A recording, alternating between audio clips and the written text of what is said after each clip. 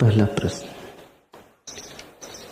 नकारात्मक मन से, आलोचक दृष्टि से और अहंकार से कैसे छुटकारा होगा? बुद्धि जलकर राख कब होगी?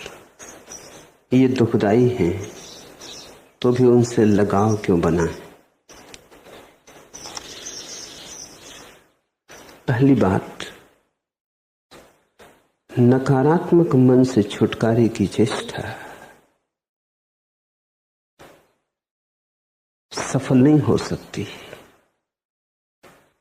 क्योंकि विधायक मन को बचाने की चेष्टा साथ में जुड़ी है, और विधायक और नकारात्मक साथ साथ ही हो सकते हैं, अलग अलग नहीं। ये तो ऐसे ही है जैसे सिक्के का एक पहलू कोई बचाना चाहे और दूसरा पहलू फेंक देना चाहे। मन या तो पूरा जाता है या पूरा बचता है, मन को बांट नहीं सकते। नकारात्मक और विधायक जुड़े, संयुक्त हैं, साथ साथ हैं, एक दूसरे के विपरीत है। इससे यह मत सोचना कि एक दूसरे से अलग अलग है। एक दूसरे के विपरीत होकर भी एक दूसरे के परिपूरक है। जैसे रात और दिन जुड़े, ऐसे ही नकारात्मक और विधायक मन जुड़े। तो पहली तो बात ये समझ लो कि अगर नकारात्मक से ही छुटकारा पाना है तो कभी छुटकारा ना होगा। मन से ही छुटकारा पाने की बात सोचो। मन यानी नकारात्मक विधायक दोनों। हम जीवन भर ऐसी चेष्टाएं करते हैं और असफल होते हैं।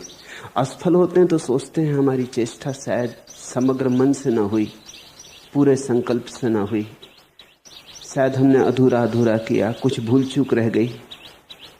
नहीं, भूल चूक कारण नहीं है। जो तुम करने चले हो वह हो ही नहीं सकता। उसके होने की ही संभावना नहीं है। वो स्वभाव के नियम के अनुकूल नहीं है, इसलिए नहीं होता। इसलिए इसके पहले कि कुछ करो, ठीक से देख लेना कि जो तुम करने जा रहे हो वो जगत धर्म के अनुकूल है, वो जगत सत्य के अनुकूल है। जैसे एक आदमी दुख से छुटकारा पाना चाहता है और सुख से तो छुटकारा नहीं पाना चाहता, तो कभी भी सफल नहीं होगा। सुख दुख साथ साथ जुड़े। दुख गया तो सुख गया, सुख बचा तो दुख बचा। तुम्हारी उलझन और दुविधा यही है कि तुम एक को बचा लेना चाहते, दूसरे को हटाते। यही तो सभी लोग जन्मों जन्मों करते रहे। सफलता बच जाए, असफलता चली जाए, सम्मान बच जाए, अपमान चला जाए, विजय हाथ रहे, हार कभी ना लगे। जीवन तो बचे और मौत समाप्त हो जाए। यह नहीं हो सकता, यह असंभव है। जीवन और मृत्यु साथ साथ है। जिसने जीवन को चुना उसने अनजाने मृत्यु के गले में भी वरमाला डाल दी। ऐसा ही विधायक और नकारात्मक मन है। विधायक मन का अर्थ होता है हां, और नकारात्मक का अर्थ होता है नहीं। हां और नहीं को अलग कैसे करोगे? और अगर नहीं बिल्कुल समाप्त हो जाए तो हां में अर्थ क्या बचेगा? हां में जो अर्थ आता है वो नहीं से ही आता है। इसलिए मैं कहता हूं, तुम अगर आस्तिक हो तो नास्तिक भी होगे ही, चाहे नास्तिकता भीतर दबा ली हो, नास्तिकता के ऊपर बैठ गए हो, उसे बिल्कुल भुला दिया हो, अचेतन के अंधेरे में डाल दिया हो, मगर अगर तुम आस्तिक हो तो तुम नास्तिक भी रहोगे ही। अगर तुम नास्तिक हो तो कहीं तुम्हारी आस्तिकता भी पड़ी ही है। जानो न जानो, पहचानो न पहचानो। आस्तिक और नास्तिक साथ साथ ही होते। इसलिए धार्मिक व्यक्ति को मैं कहता हूं जो आस्तिक और नास्तिक दोनों से मुक्त हो गया। धार्मिक व्यक्ति को मैं आस्तिक नहीं कहता और धार्मिक व्यक्ति को विधायक नहीं कहता। धार्मिक व्यक्ति को कहता हूं द्वंद्व के पार।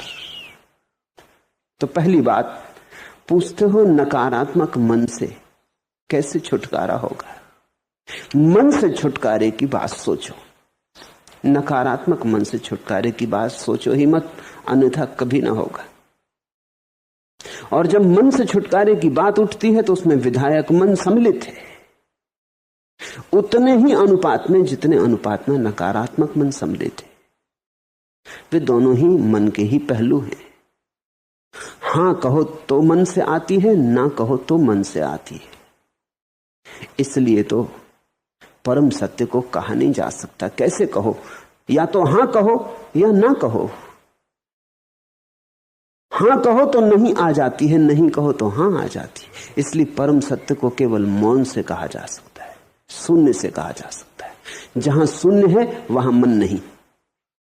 ऐसा समझो, जहां हां और नहीं दोनों गिर गए, वहां जो बचता है उसी का नाम शून्य है। बुद्ध का मार्ग तो शून्य का मार्ग है।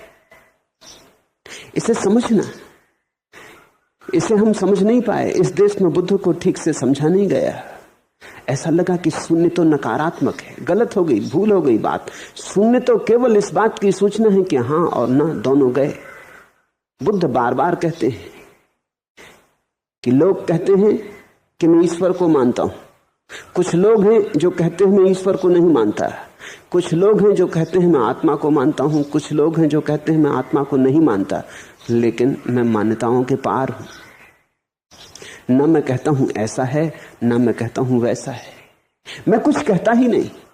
मैंने मान्यता ही छोड़ दी है, मैंने मन ही छोड़ दिया है। मैं शून्य भाव में ठहरा हूं।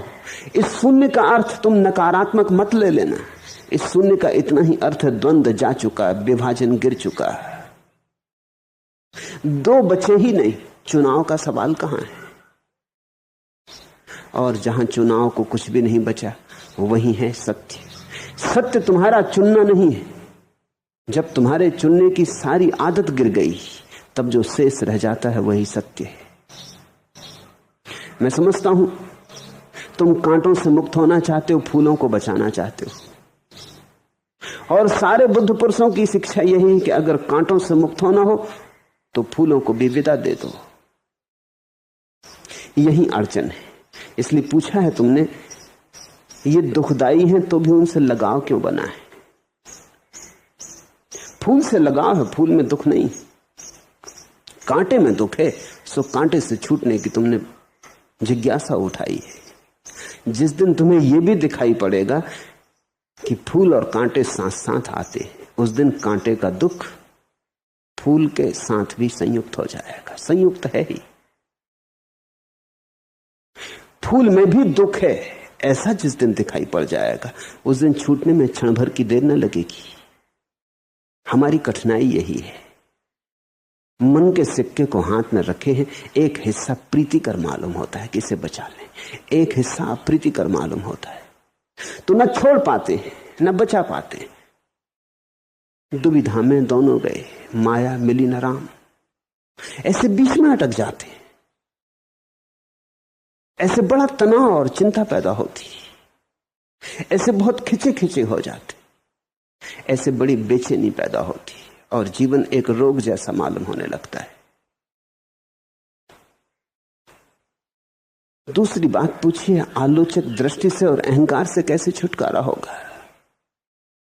मन कभी भी आलोचक दृष्टि से मुक्त नहीं हो सकता, क्योंकि मन का मतलब ही यही है कि वो हर चीज में चुनाव करता है। मन यानी चुनाव करने की क्षमता। इसलिए तो कृष्णमूर्ति बार बार एक बात पर जोर देते हैं, चॉइसलेसनेस, चुनाव रहितता। चुनो मत। मन कहता है चुनो। जब तुम चुनोगे तो आलोचक बुद्धि तो आ ही जाएगी, नहीं तो चुनोगे कैसे? जब चुनोगे तो ये तो कहोगे ना कि ये ठीक है और ये गलत है। गलत को गलत कहोगे तभी तो ठीक को ठीक कह सकोगे। बुरे को बुरा कहोगे तभी तो अच्छे को अच्छा कह सकोगे। पापी को पापी कहोगे तभी तो महात्मा को महात्मा कह सकोगे, नहीं तो कैसे कहोगे? रावण की निंदा ना करोगे तो राम की प्रशंसा कैसे करोगे? तो आलोचना तो आ ही जाएगी। आलोचक दृष्टि भी आ जाएगी। चुनाव आया कि आलोचक आया। आलोचक को अगर खोना हो तो चुनाव को ही खोना पड़े।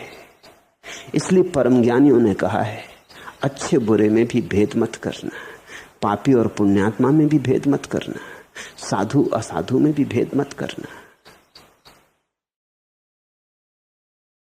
अभेद में जीना।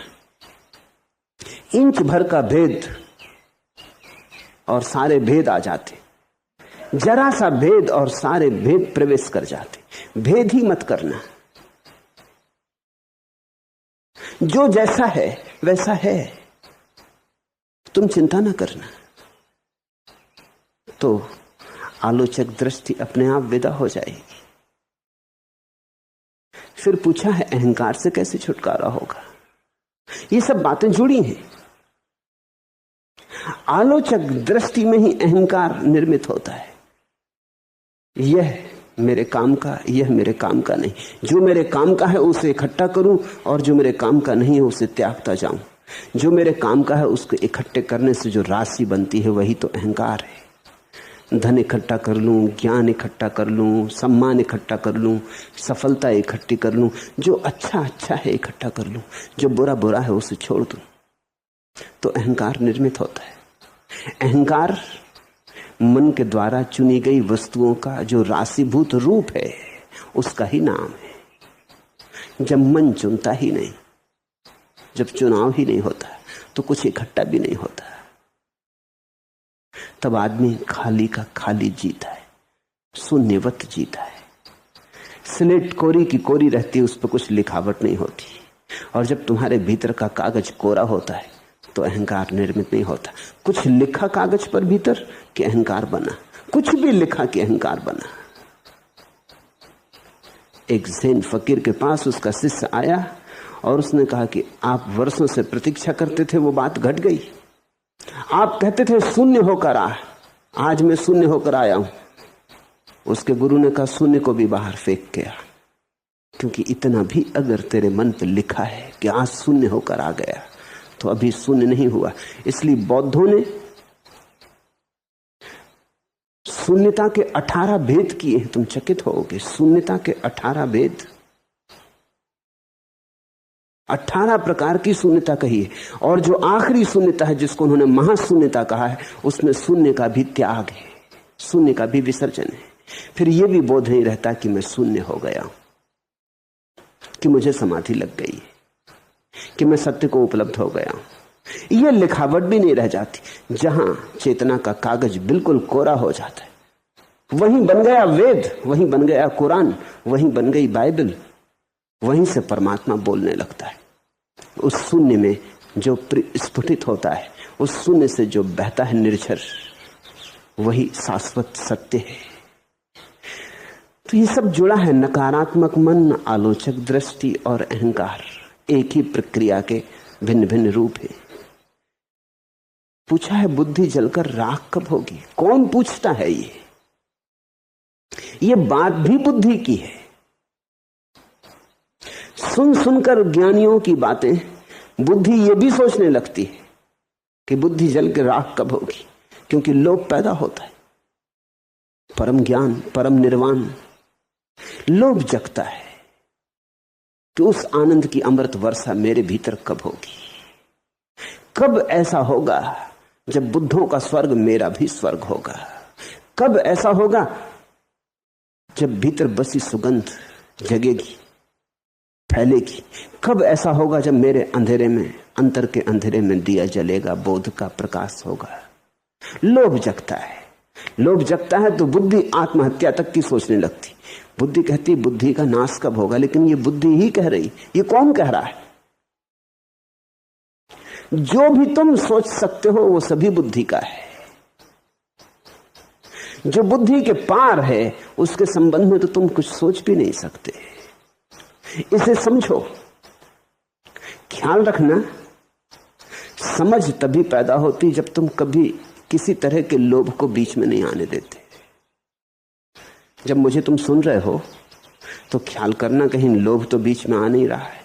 कहीं तुम ये तो नहीं सोचने लगे कि ऐसा हमें हो जाए, कब हो जाए, कैसे हो, जल्दी हो जाए, ये जीवन कहीं ऐसे न चूक जाए। ये बात होनी ही चाहिए। ऐसा लोभ अगर पैदा होता हो तो तुम जो भी सुनोगे विकृत हो जाएगा, तुम कुछ का कुछ अर्थ कर लोगे। सुनते समय लोभ करना ही मत। सुनते समय तो सिर्फ सुनना, शुद्ध सुनना, श्रवण मात्रेण, बस सुनते ही रहना। उसी सुनने में से एक स्फुरना जगेगी और तुम अचानक देखोगे कि उस स्फुरना में बुद्धि है ही नहीं। तो तुम ये नहीं पूछोगे कि बुद्धि राग कैसे हो। अगर तुमने मुझे ठीक से सुना तो ऐसे क्षण आएंगे तुम्हारे अंतस्थल पर, ऐसी घड़ियां आएंगी जब तुम अचानक चौंक कर पाओगे कि बुद्धि है ही नहीं। राग क्या करना है? बुद्धि तो लोभ के साथ आती। इसलिए तो हम बच्चे में लोभ जगाते हैं, क्योंकि अगर उसकी बुद्धि पैदा करनी तो लोभ जगाना पड़ेगा। उससे हम कहते हैं पढ़ोगे, लिखोगे, बनोगे नवाब। लोभ जगा रहे हैं। खेलोगे, कूदोगे, होगे खराब। लोभ जगा रहे हैं, नवाब बनाने का भाव पैदा कर रहे हैं। बच्चा स्कूल जाता था, हम उसके पीछे पड़ते हैं कि प्रथम आना, पिछड़ मत जाना, बदनामी मत करवा देना हमारे बेटे हो, किसके बेटे हो, किस कुल से आते हो, इसका ख्याल रखना। कुछ बुरा मत करना, कुछ ऐसा मत करना जिससे अपमान हो जाए, सम्मान मिले, पद प्रतिष्ठा मिले, वंश का गौरव बढ़े। ऐसा लोभ हम जगाते। ऐसे लोभ के चक्कर में पड़ पड़ के ही धीरे धीरे बच्चे को बुद्धि पैदा होती। बुद्धि का मतलब है लोभ को पूरा करने की कुशलता। इसलिए तो जो अपने जीवन में कुछ नहीं कर पाता उसको हम बुद्धू कहते। हम कहते हैं इसमें कुछ बुद्धि नहीं। लाओसू ने कहा है कि और सबके पास तो बुद्धि मालूम होती है, मैं एक बुद्धू हूं। और सबके पास तो बड़ी प्रखर प्रतिभा मालूम होती, लेकिन मेरे पास कोई प्रतिभा नहीं। ये मजाक में ही कहा है, ये खूब गहरा व्यंग्य किया लाओसू ने। ये कह के इतना ही कहा है कि तुम जैसे बुद्धि कह रहे हो वो कुछ भी नहीं है, लोभ के सिवा है। मैं तो बुद्धि को खोकर असली चीज पाया हूं। अब तुम्हारे भीतर सवाल उठता है ये बुद्धि कैसे खो। रोज मैं तुम्हें समझाता हूं कि बुद्धि को खो दो। लोभ उठता है कि बुद्धि को खो दे, भाव उठता है चूक हो रही कहीं। जब मैं कहता हूं बुद्धि को खो दो तो मैं ये नहीं कह रहा हूं कि तुम्हारे किसी प्रयास से बुद्धि खोएगी। मैं इतना ही कह रहा हूं कि अगर तुमने ठीक से सुना, शांत मौन में सुना, बिना लोभ के सुना, तो अचानक तुम पाओगे ऐसे क्षण तुम्हारे ऊपर फैलते हुए जहां बुद्धि नहीं होती, जहां विचार नहीं होता, जहां परम सन्नाटा होता है। उस सन्नाटे में तुम्हें पहली दफे स्वाद मिलेगा बुद्धि की शून्यता का। उसी स्वाद में फिर तुम धीरे धीरे ज्यादा डूबने लगोगे। स्वाद से ही तो डूबोगे, फिर और स्वाद लेने लगोगे। कभी मुझे सुनते ऐसा होगा, फिर कभी कभी घर शांत कमरे में बैठे कुछ न करते हुए भी ऐसा हो जाएगा। कल एक युवक आया, उसने कहा बड़ी मुश्किल में पड़ गया हूं, बैठता हूं तो एकदम खाली हो जाता, घबरा रहा है कि अब क्या होगा। पश्चिम वापस लौटना है, घर वापस जाना है, तो और भी घबराहट है कि अगर घर के लोगों ने ऐसा देखा कि खाली हो गया तो वो समझेंगे कि पागल हो गया। उसकी घबराहट तुम समझ सकते हो। पूछते हो बुद्धि राख कब होगी। उसकी राख होने के करीब आई तो वो संभाल रहा है, वो घबरा रहा है। मैंने उससे पूछा कि घबराहट क्या है, तुझे अच्छा नहीं लग रहा? उसने कहा अच्छा तो बहुत लगता है, लेकिन और हजार बातों का सवाल उठता है। घर द्वार, माँ बाप, काम धंधा। फिर ये भी ख्याल उठता है कि ये क्या हो रहा है, ऐसा तो कभी हुआ नहीं था। और जब बिल्कुल शांति हो जाती है तो एक बेचैनी मालूम होती है, ऐसा तो कभी हुआ नहीं था, ये मुझे हो क्या रहा है, कहीं मेरा मस्तिष्क तो खराब नहीं हो रहा। जब पहली दफा बुद्धि अति क्षण तुम में उतरेंगे तो तुम्हें भी ऐसा ही लगेगा कहीं मस्तिष्क तो खराब नहीं हो रहा, क्योंकि अब तक तो हजार उलझनों में उलझे थे, अचानक सब उलझने छूट जाते। बैठे तो बैठे रह गए, चुप हुए तो चुप रह गए, भीतर एकदम सन्नाटा हो गया। छुरी की धार की तरह लगेगा सन्नाटा, काटता चला जाएगा भीतर के केंद्र तक। आर पार छेद देगा, घबराहट होगी। मगर अगर तुम्हें यहां सुनते सुनते सत्संग में कभी ऐसे छोटे से क्षण आ गए तो ये क्षण बड़े होने लगेंगे, क्योंकि इनका स्वाद ही ऐसा है। लोभ से बड़े ना होंगे, स्वाद से बड़े होंगे। भेद को समझ लेना। लोभ का मतलब है स्वाद तो मिला नहीं। कोई और कहता था कि मैंने खूब स्वाद पाया है, उसकी बात सुन के लोभ पैदा हुआ। और स्वाद का मतलब है जिसको ऐसा हुआ है उसके पास बैठ के उसके सत्संग में थोड़ा सा रस लूटा। लोभ और स्वाद का भेद ख्याल रखना। जैसे मैं मिठाई की बात करूं और तुम्हारे मन में लोभ पैदा हो कि मिठाई हम खाएं, ये एक बात हुई। मेरे पास बैठ के तुम मिठाई का स्वाद ले लो, ये बात बड़ी और हुई। अगर तुम्हें यहां बैठ बैठ के स्वाद मिल गया, इसलिए रोज बोल रहा हूं, कुछ समझाने को है ऐसा नहीं। समझाने को क्या है, समझने को क्या है। न समझाने को कुछ है, न समझने को कुछ। यहां रोज रोज बोल रहा हूं ताकि तुम्हें एक मौका रहे कि तुम मेरे पास बैठ के थोड़ी देर को डुबकी लगा लो। फिर ये डुबकी का स्वाद आ गया तो कभी कभी घर शांत बैठे बैठे डुबकी लग जाएगी, तुम्हारे बावजूद डुबकी लग जाएगी। तुम शायद लगाने के लिए सोच भी नहीं रहे थे, बैठे बैठे लग जाएगी। कभी संगीत को सुनते वक्त लग जाएगी, कभी चांतारों को देखते वक्त लग जाएगी, कभी एक बच्चे की किलकारी सुन के लग जाएगी, कभी गुलाब के खिले फूल को देख के लग जाएगी। फिर ये लगने लगेगी और घटनाओं में। फिर धीरे धीरे तो ऐसी घटनाओं में लगने लगेगी जब तुमने सोचा भी नहीं होगा कभी कि इसमें लग सकती है। चाय की चुस्की लेते हुए लग जाएगी, स्नान करते वक्त लग जाएगी, रात बिस्तर पर लेटे लेटे लग जाएगी, सुबह आंखें खुल गई हैं बिस्तर पे पड़े पड़े लग जाएगी। फिर तो अकारण लगने लगेगी। स्वाद जब आने लगा तो बढ़ेगा। फिर तुम ऐसा ना पूछोगे कि बुद्धि जल के राख कब होगी। ये बुद्धि जल के राख होने की जरूरत ही नहीं, ये तो राख है ही। तो राख को ही तुम अंगारा समझे बैठे हो, इसको कुछ राख करना नहीं। तुम्हारे हाथ में असली स्वाद आ जाए तो ये दिखाई पड़ने लगेगी कि राख। तुमने एक पत्थर के टुकड़े को हीरा समझ रखा है, अब तुम मुझसे ये पूछते हो कि ये पत्थर का टुकड़ा कब होगा। ये पत्थर का टुकड़ा है, इसको पत्थर का टुकड़ा होना नहीं है। अगर ये हीरा ही होता तो पत्थर का टुकड़ा बनाने की जरूरत ही क्या थी। ये तो बहुमूल्य है, इसको बचाने का सवाल था। ये राख है। हाँ, तुम्हें असली हीरे का पता चल जाए तो उसकी तुलना में तत्क्षण ये पत्थर हो जाएगा, तत्क्षण। फिर देर न लगेगी, फिर सोच विचार भी न करना पड़ेगा। असली हीरा दिखा कि ये पत्थर तो पत्थर था ही, असली हीरे की मौजूदगी में साफ साफ झलक जाएगा कि पत्थर है। तो मैं तुम्हें बुद्धि को राख करने के लिए नहीं कह रहा हूं। बुद्धि तो राख है, कूड़ा कचरा है, दूसरों से उधार लिया हुआ है। अपना जो नहीं वो सब कचरा है। तुम्हारे पास अपना कुछ स्वाद हो जाए। अब तुम पूछते हो ये स्वाद कैसे हो। यहां रोज तुम बैठते हो, इस बैठने में ही स्वाद को जगाना है। ये बैठक साधारण बैठक ना रहे, ये दरबार है, ये बैठक नहीं। यहां से तुम सम्राट होकर जा सकते हो।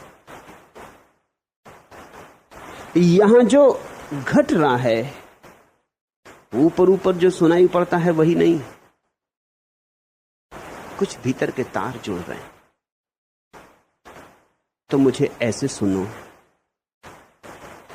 जिसमें लोभ ना हो, डुबकी लगा के सुनो। और ये ख्याल ही छोड़ दो कि सुनने के बाद फिर कुछ करना है। ये बात ही जाने दो। मैं तुमसे बार बार कहता हूं ये सुनने मात्र से भी हो सकता है, क्योंकि ये हुआ ही हुआ है, इसे पाना नहीं है। जिस दिशा में मैं इशारे कर रहा हूं वो दिशा तुम्हारे भीतर मौजूद है। जिस मालिकियत की मैं बात कर रहा हूं उसका आयोजन नहीं करना है, उसका निर्माण नहीं करना है।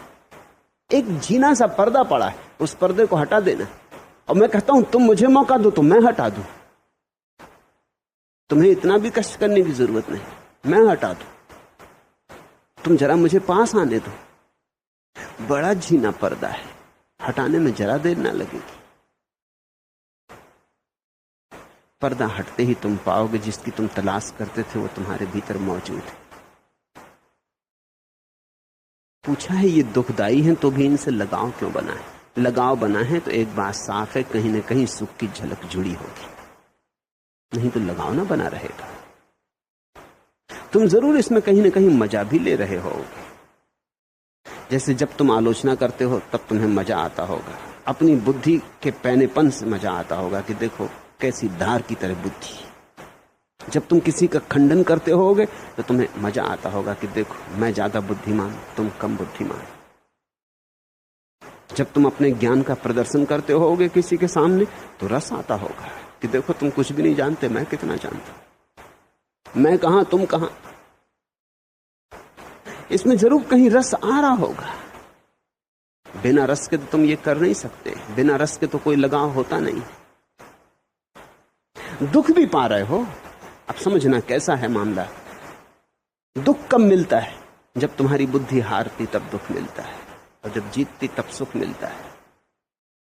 जब कोई तुम्हें तर्क में पराजित कर देता तो दुख मिलता है, जब तुम तर्क में जीत जाते हो तो सुख मिलता है।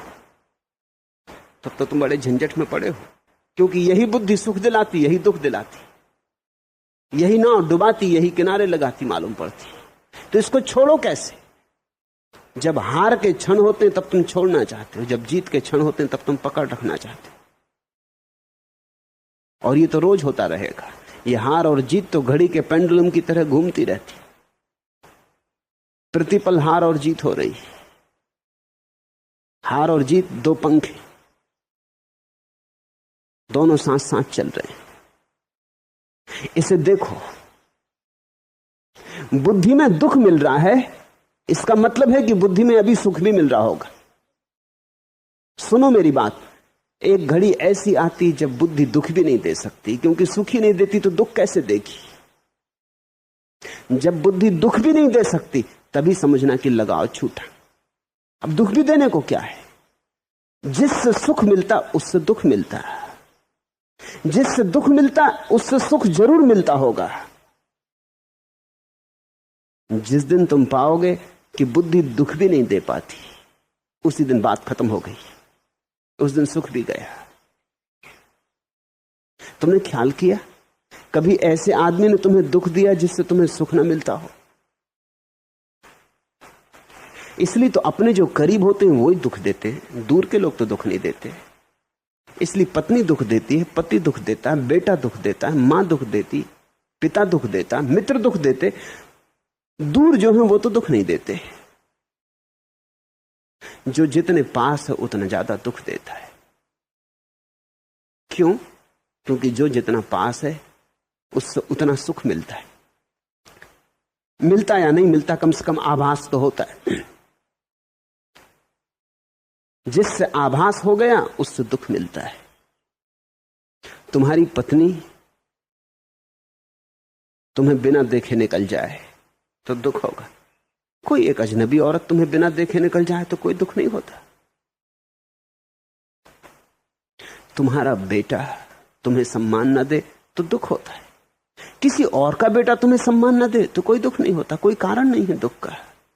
ख्याल करना, जिससे सुख की आशा है उसी से दुख है। तो पूछा है तुमने कि ये दुखदाई है, ये बुद्धि, ये नकारात्मकता, ये आलोचक दृष्टि, ये अहंकार, इसका मतलब है कि तुम्हारा सुख अभी इनसे जुड़ा है, इसलिए लगाव है। ये दुख भी क्या खाक देंगे? इनका बल क्या है? मेरी बात समझो, बुद्धि दुख भी क्या देगी? बुद्धि में है क्या दुख देने को? थोते विचारों की भीड़ है, दुख क्या होगा? नपुंसक विचारों की भीड़ है, दुख क्या होगा? आते जाते विचार की लहरें हैं, दुख क्या होगा? तुम बुद्धि को न तो दुख देने वाली न सुख देने वाली ऐसा जानो, दोनों नहीं। तब तुम पाओगे कि तुम्हारी दूरी बढ़ने लगी। एक दिन तुम पाओगे तुम्हारी उपेक्षा सघन हो गई। बुद्ध ने उपेक्षा शब्द का बहुत उपयोग किया है। उपेक्षा का अर्थ होता है न दुख मिलता न सुख मिलता, न कुछ लेना न कुछ देना। ऐसे भाव में स्थिर हो जाने का नाम उपेक्षा है। उपेक्षा बड़ा महत्वपूर्ण शब्द है। जिससे कोई भी अपेक्षा न रही, ऐसी दशा का नाम उपेक्षा है। जिससे कुछ भी मिलेगा नहीं, ऐसा भाव स्थिर हो गया। ऐसी उपेक्षा में जो जीने लगता है उसको फिर कोई चीज सुख दुख नहीं देती। सफलता आती है, द्वार दरवाजा ठकठका के चली जाती। असफलता आती, द्वार दरवाजा ठकठका के चली जाती। सम्मान आता है, फूलों की वर्षा हो जाती। अपमान आता है, कांटे बरस जाते। वो बैठा रहता, वो साक्षी भाव से बैठा रहता, वो दोनों को एक ही भांति देखता रहता। उसकी दृष्टि सम होती।